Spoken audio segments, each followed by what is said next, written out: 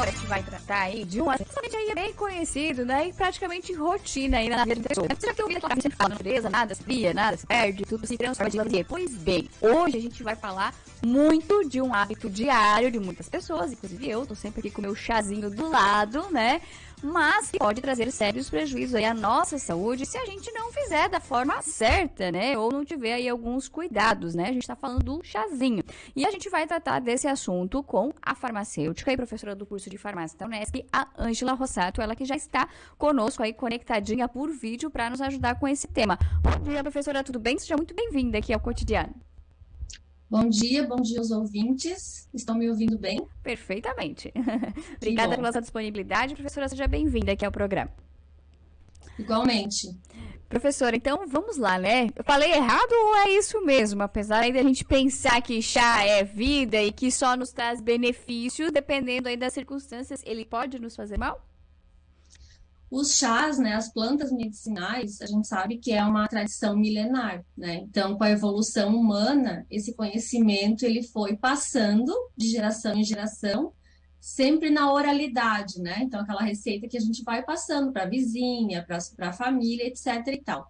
E sim, assim, ó, as plantas medicinais, elas têm inúmeros benefícios para a saúde, muitos benefícios mesmo. Nós já temos várias plantas que, pelo uso popular, né, e depois se tornou tradicional, já foram estudadas pela ciência, e aí a ciência já consegue explicar, né, aquele uso popular, ela já consegue explicar como que a planta atua no nosso organismo. Só que sim, devemos ter alguns cuidados. Por que principalmente? Porque as pessoas elas perderam um pouco esse contato com as plantas medicinais, né? Antigamente todo mundo tinha ali um quintal ou até uma horta, ou tinha as plantas medicinais na sua casa. E hoje a gente perdeu muito esse contato. Então, no contexto popular, uma prática que pode, né, implicar em riscos para o usuário é usar a planta errada, por exemplo, né? Porque às vezes alguém passa uma receitinha para nós, fala que é uma planta pelo nome popular, eu conheço outra planta com esse nome popular e aí eu estou tomando a planta errada. Então isso é uma questão bem importante no contexto popular. A outra questão é que antigamente a gente não tinha os medicamentos sintéticos e hoje nós temos. Então, nós temos muitos pacientes com doenças crônicas, né, que utilizam medicamentos sintéticos e muitas plantas podem potencializar esse efeito farmacológico dos medicamentos sintéticos. Que, por um lado, seria bom, né, mas em algumas circunstâncias pode potencializar tanto que o paciente acaba tendo mal-estar ou alguma questão mais urgente. Então, por exemplo, pacientes que são diabéticos, né, utilizam já medicamentos sintéticos para diabetes e talvez estão usando uma planta que possa diminuir ali a glicemia, o açúcar no sangue, eles podem ter uma hipoglicemia, isso pode ocasionar um desmaio, uma queda, então alguma coisa nesse sentido. E se a gente pensar nos produtos industrializados, aí nós devemos ter muita cautela na questão da compra desses produtos, porque os chás, né, as plantas medicinais de uma forma geral, elas podem ser classificadas como alimentos e como medicamentos. Se ela for classificada como alimento, que é aquele chá que a gente compra no supermercado, por exemplo, o critério de qualidade para essa planta é diferente. Então, qual é a diferença, né? Ela não pode ter contaminantes químicos, precisa ser a planta identificada botanicamente, só que ela não tem a obrigação de manter os compostos químicos da planta estáveis. Então, o que significa isso? Que às vezes é que o chá alimento, a comercialização dele, a industrialização dele é para ser uma bebida gostosa, quentinha, né, com aroma, que a gente possa assim, tomar assim, né, diariamente. Então, ele não tem essa obrigatoriedade de padronização e de estabilidade dos compostos químicos. Então, essas plantas medicinais comercializadas como chás, qual é a cautela que a gente precisa ter também? A questão, por exemplo, da procedência. Então, sempre olhar na embalagem do produto se ele tem CNPJ, que é o Cadastro Nacional de Pessoas Jurídicas, porque a forma de coleta das plantas, de secagem, de moagem, podem agregar compostos indesejáveis, né? E também a questão de mofos e bactérias. Então, é essa questão que a gente fala do supermercado. Então, sempre procurar comprar em empresas, né? E olhar também ali o CNPJ. Quando for uma planta para fins medicinais, aí ela já entra num outro patamar e geralmente ela se apresenta na forma de cápsulas, que a gente fala do extrato seco. Então, há um tempo atrás teve muita divulgação nas mídias, porque a gente tem muito produto de origem vegetal com assim, promessas milagrosas. E isso não existe, né? Então, o que que acontece? A planta, quando ela tiver uma indicação terapêutica vinculada, ela é caracterizada como medicamento. Então, ela passa por todos os controles, igual um medicamento sintético, não tem diferença.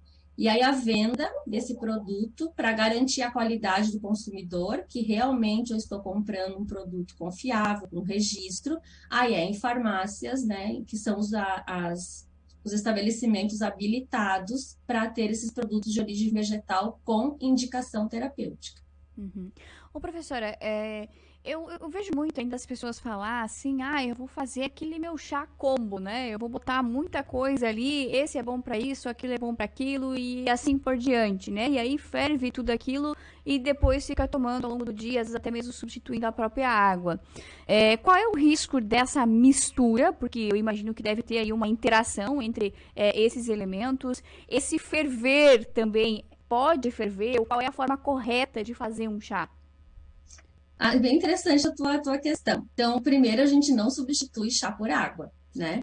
A gente precisa imaginar que a planta medicinal, ela tem uma ação farmacológica no nosso organismo. E essa ação farmacológica é em função dos compostos químicos naturais que a planta tem.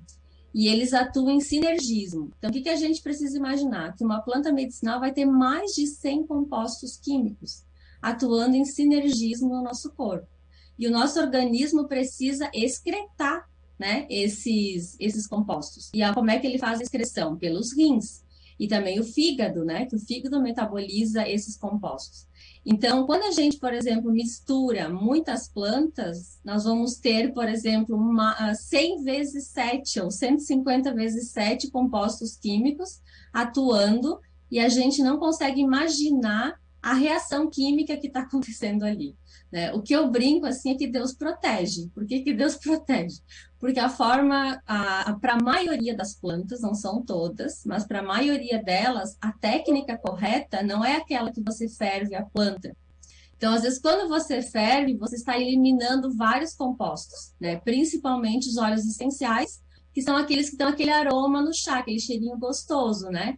Então, quando a gente ferve, a gente está eliminando esses compostos. Então, qual é a recomendação? Né? A recomendação é sempre utilizar uma planta de cada vez, né?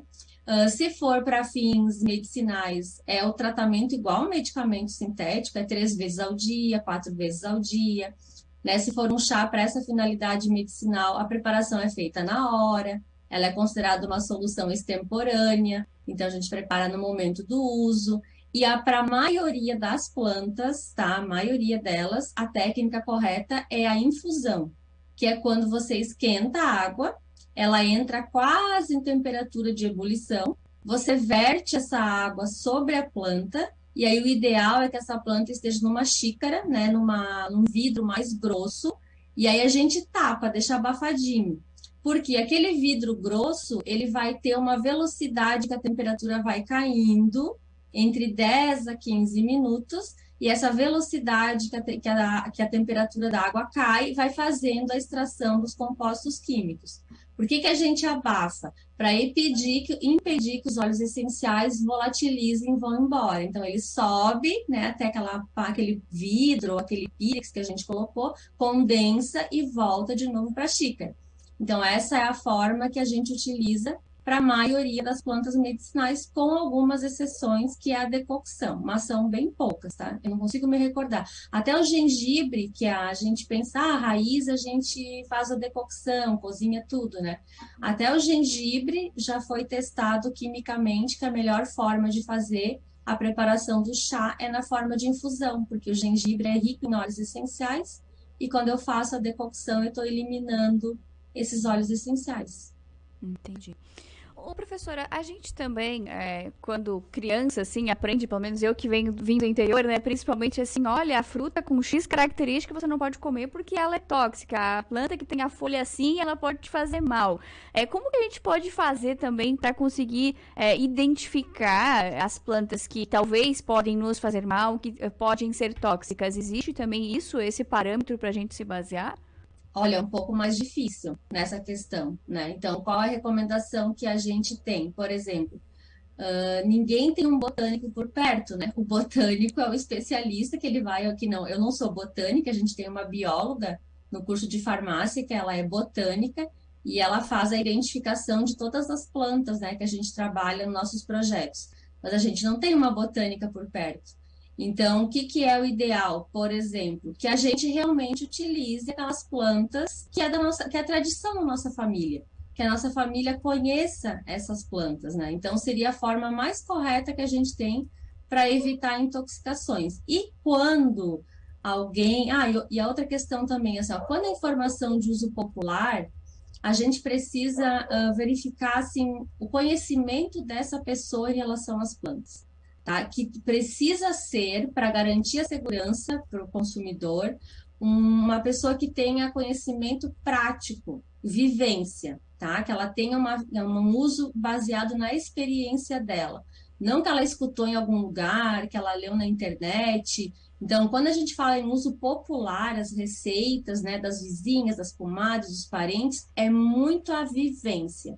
Então, é isso que vai garantir a segurança do uso popular. E quando essa pessoa que tem essa vivência, esse conhecimento, falar de uma planta para a gente, o ideal é que a gente vá na casa dela e verifique que é aquela planta, para não ter essa confusão. Seria a forma mais, assim, que a gente teria para evitar as intoxicações, por exemplo, por causa das confusões botânicas, né? Porque eu posso falar, por exemplo, o boldo, e tem um boldo que é tóxico, mas tem outro que não é. Então, quando a gente tem essa informação popular, verificar com essa pessoa de qual planta que ela está falando. Aí a gente fala de reconhecimento da espécie. Não seria uma identificação, mas sim um reconhecimento por quem conhece, que não deixa de ser um especialista local, né? Pela tradição familiar e pela prática do cotidiano, ele acaba sendo um especialista local. E a gente tem na nossa região um grupo muito forte, que é as agentes da Pastoral da Saúde, né? Que elas têm uma vivência muito grande e elas podem orientar muito a população nesse contexto popular, tanto de uso quanto de quais plantas são seguras para utilização. Uhum. Professora, nos últimos tempos também tem surgido muita coisa de tecnologia, né? Aplicativos que ajudam a identificar isso e saber as particularidades de determinada planta. A senhora recomenda o uso desses aplicativos para conseguir também se certificar de que aquela planta que você acha que é uma coisa é aquilo? Ou talvez as informações desses aplicativos podem não ser tão corretas assim? O que que você nos diz nesse sentido? Olha, os botânicos não gostam muito, né? Porque a gente tem, por exemplo, a professora Vanilde, e às vezes nos projetos eles trazem plantas, né? Ah, mês que vem a gente quer estudar essa planta. Então, eles trazem a planta para a gente, para a Vanilde identificar que é a nossa botânica. E às vezes ela precisa mandar plantas, fotos para especialistas de São Paulo, do Rio Grande do Sul, para ter certeza que é aquela espécie. Porque a gente tem as famílias botânicas, então a gente tem plantas com muita similaridade. E aí tem a planta em si, né? Então, claro, eu acho que a inteligência artificial ela vai evoluindo, né, dia a dia. Enfim, quem sabe um dia a gente possa dizer que eles são 100% seguros, mas nada substitui ou o botânico ou esse especialista local que vai te indicar a planta para ser utilizada. Tá, certo. Ô, professora, e pensando em tudo isso que a gente abordou aqui hoje, né? Vocês têm um projeto aí que eu achei, gostei muito até inclusive do nome, Quinta do Chá aí, né? Vocês até inclusive vão nos municípios, né? E tentam trabalhar essa questão aí do chá e também trazer orientação. Eu queria que a professora falasse um pouquinho a respeito dele. Inclusive, hoje à tarde acontece em Uruçanga, um desses encontros, né? Isso. Na verdade, o Quinta do Chá é um projeto de extensão, né, da universidade, e esse ano ele está acontecendo em Uruçanga, e a gente vai dar início no município de Siderópolis, que a gente parou em função da pandemia. Então, as plantas medicinais, a fitoterapia, ela é uma das práticas integrativas do Sistema Único de Saúde. Então, a intenção também dos municípios em fazer parte do projeto, então hoje a gente vai estudar os maracujás, né? Então, para ter uma ideia, a gente vai estudar 3 espécies de maracujá. E a família do maracujá, que é a Passiflorácea, ela tem acho que mais de 100 ou 150 espécies. Então, a gente vai estudar a incarnata, a edulis e a lata, que têm características semelhantes, né? Mas algumas questões são diferentes. Então, a gente leva a parte botânica, então vai a botânica junto, para mostrar realmente qual é a espécie que a gente está falando. Geralmente, a gente leva a espécie um pouquinho, né? Um galinho, alguma coisa junto, para o pessoal identificar que é dessa espécie que nós estamos falando. Eu trago o que já foi validado como medicamento fitoterápico, que já tem de estudo, que a ciência já sabe sobre essa planta. A comunidade relata o que ela conhece dessa planta, né? E tem a questão agroecológica de como cultivar essa planta para que ela expresse o seu potencial terapêutico, que seria o quê? Produzir aqueles compostos químicos para ação farmacológica. O intuito é que as pessoas resgatem esse uso, né, com segurança, também reconheçam no município essas lideranças, né, essas lideranças locais que têm conhecimento de plantas medicinais, porque é um conhecimento ancestral, né, gente? Ele é um patrimônio nosso, então a gente não pode perder. A humanidade construiu esse conhecimento ao longo de muitos anos, então ele não pode ficar perdido e esquecido. E também tem muitos municípios que desejam implantar a horta de plantas medicinais. Então, com espécies botânicas identificadas, né, pelo botânico, cultivo adequado, para que também as escolas possam fazer as visitas. Então, o Securusanga tem essa ideia, que depois possa ser visitas pelos escolares, que o pessoal do CAPES faz a questão terapêutica da horta, então ajuda a cuidar da horta, já tem a questão da terapia também ocupacional em relação a isso, e que os profissionais de saúde que acabam não tendo essa formação nas universidades conheçam os benefícios, né? E possam fazer a prescrição, porque elas têm assim inúmeros benefícios, né? E como elas atuam de forma sinérgica, acabam não tendo tanto efeito colateral como o medicamento sintético. A gente precisa pensar que é um ser vivo, que é uma planta, nós que somos seres vivos também atuando em sinergismo. Então é uma questão muito mais assim integrativa, né? E que vai fazer um benefício muito maior para o ser humano e para o meio ambiente também, consequentemente. Que bacana, professora. Confesso agora que me deu vontade de ir, viu? Olha, é bem legal, é aberto à comunidade. E nós temos o mesmo projeto com a Pastoral da Saúde há mais de 20 anos, que acontece toda a primeira terça-feira do mês, lá na universidade. Que aí vem agentes pastorais de toda a região, as lideranças, e a gente faz essa mesma dinâmica com relação à Pastoral da Saúde, que depois elas replicam essas informações para as outras agentes pastorais e levam para toda a comunidade da nossa região. Tá certo. Professora, muito obrigada por sua atenção. Parabéns aí pelo projeto. Que hoje à tarde aí dê tudo certo, que seja um bom evento e até uma próxima oportunidade. Agradeço também, a universidade também agradece. E o curso de farmácia também. Muito obrigada. Imagina, obrigada a nós. Até mais. Tchau, tchau.